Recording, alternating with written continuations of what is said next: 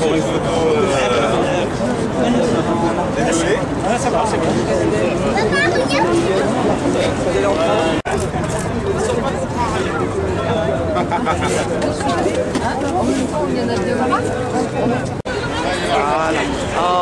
عربيتوس هازله الرايه مزيان مابقاش يشوف مسكين خليه يوقف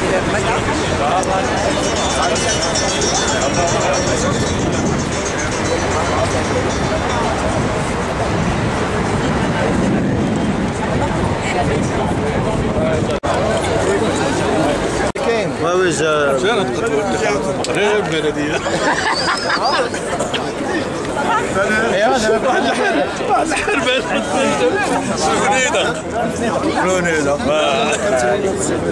شنو طبعا البريزيدان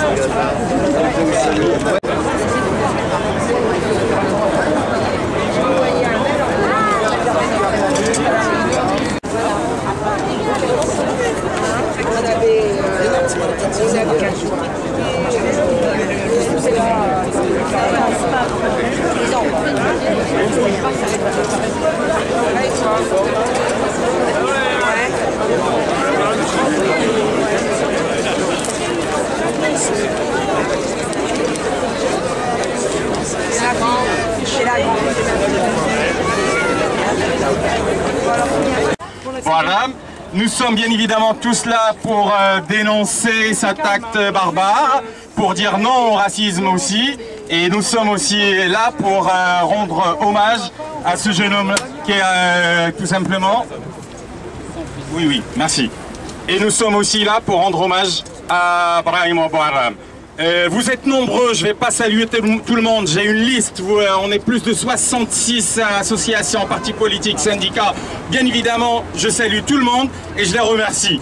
Et on va commencer d'abord par observer une minute de silence en hommage à Brahim Bouharam. Après, j'accorderai la parole directement à son fils qui s'est déplacé directement du Maroc pour être parmi nous, que je tiens à le saluer très fort.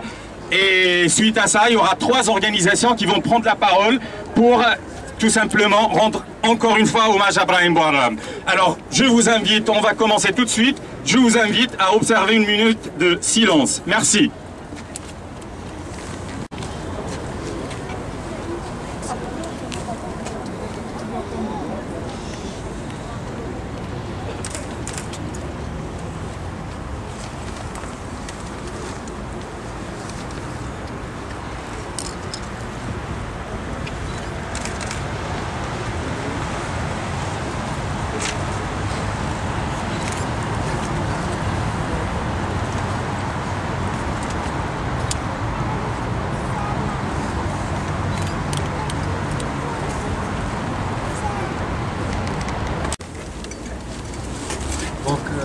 Je suis content d'être parmi vous.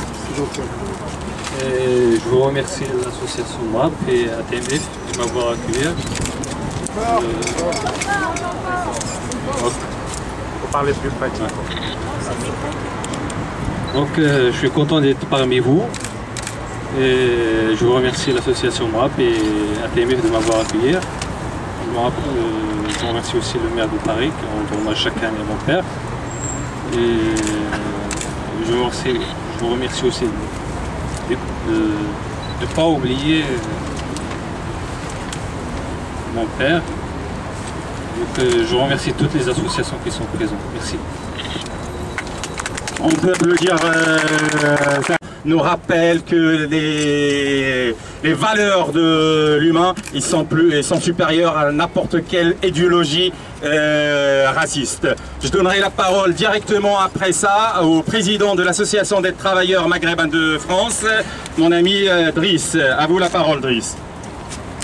Bonjour. Pour une commémoration de combat.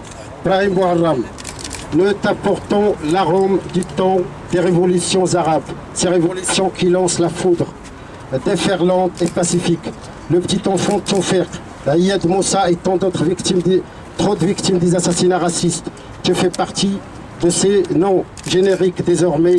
Tu nous ouvres les yeux, tu réveilles notre vigilance somnolente, notre bonne conscience qui sont bourgeoises sur le ventre de la bête immonde qui ventriloque une partie de ce pays. C'est cher à l'universalité des droits de l'homme, dont le droit à la vie reste partout et de tous les temps le droit le plus fondamental des êtres vivants. Non, tu ne fais pas, vous ne serez jamais pour nous les oubliés, les omis du royaume de l'au-delà, pour une raison simple, répétons-le, ce sont vos noms qui sont aux aguets dans notre toujours possible endormissement. Nous ne t'oublierons pas, toi le jeune épicier de madame et monsieur tout le monde dès 3 heures du matin, toi le sans-papier, le malvenu, le sale arabe, le jetable, la vie nue. Tu étais un 1er mai dans ce quartier-là, à cette heure-là. Tu étais en chair et en os, l'affront au front.